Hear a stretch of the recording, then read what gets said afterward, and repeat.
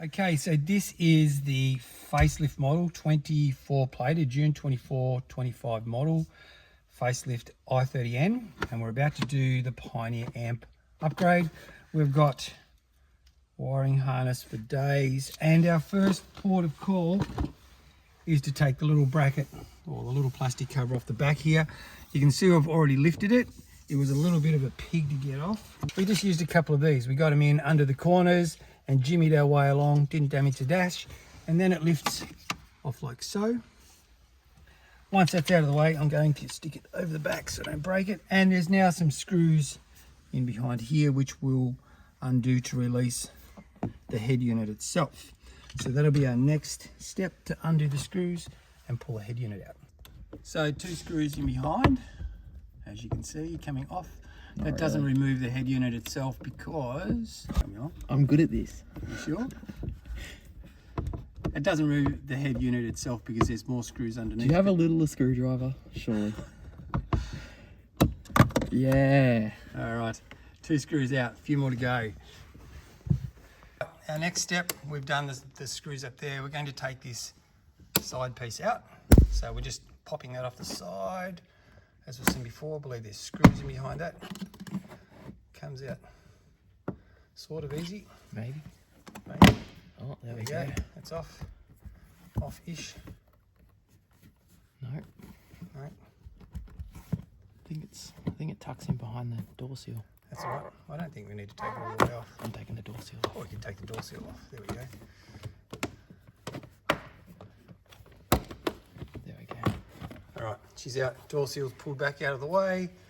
And there's a screw just there that we're going to undo so that we can then monkey grip. We've got to get a screw off the other side as well, and then we can pull that whole plastic shroud off the front.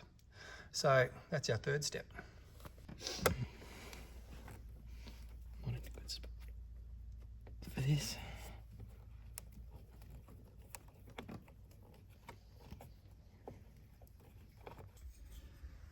So in behind this shroud here is the other screw that goes along the end. So we've just got to lever this shroud down.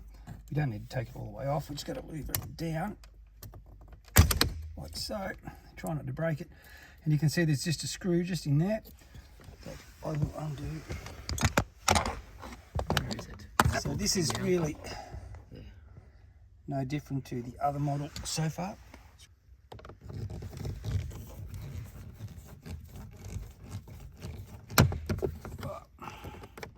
Broke. Let's hope not. This video will never see the light of day. All right, that's screw. Just putting my screws in there. Nice and easy. Done. So we're getting ready now to pull this front shroud off. A little bit of is going on. I'm not sure. It only has one of those little clips that pop over, but it seems to Small swap spots. maybe. Here we go. Just brute force, really. Whoa. Sadly, all of the plastics are, you just got to pull. Brute force. Yeah. Trying to get along here without snapping anything off. Not seeing any horrible white creases at this point, which is good. Don't rip the wiring out of the start-stop. There we go. So that's out. One plug. Out.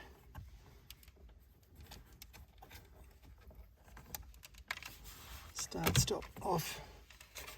Shroud out of the way, and that goes over the back. All right, so our next step is these 2 screws here, and that will, I think, pull the air vents out. Once the air vents are out, that'll expose the last remaining screws for the head unit. I think we might be on a winner at that point. So, screwdriver.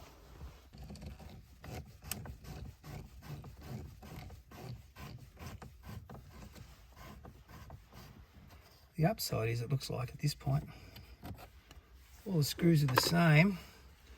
So there's no concerns about going, oh, I've mixed these up.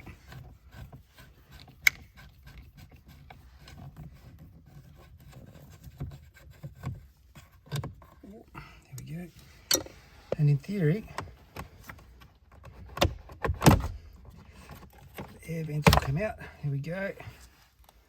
Coming out carefully. There's a little harness behind that. There's not anymore. Hazard lights, so that goes over the back out of the way. Oh, there's a lot of stuff. Just elbow me. Sorry. And now, light down here. Still going. Oh, good. I can't see a thing. All right, so the last thing now for the head unit is there's 2 screws under the head unit. 2 screws under the head unit. Once we've taken them out, the head unit's loose. This hasn't taken us a lot of time yet. It's been more concern for the process and the process actually taking that long.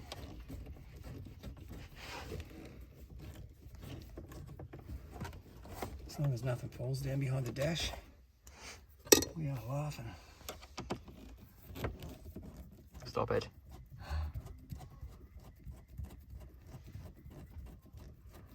Right.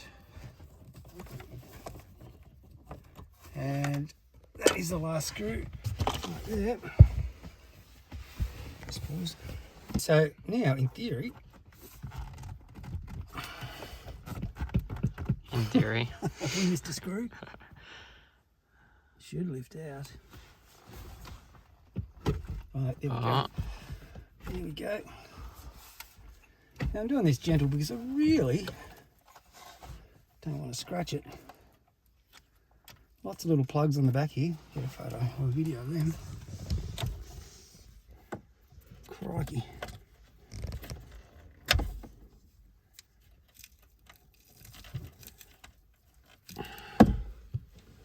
I'm just going to protect that a bit because I really don't want to scratch it. Probably make me drop it now.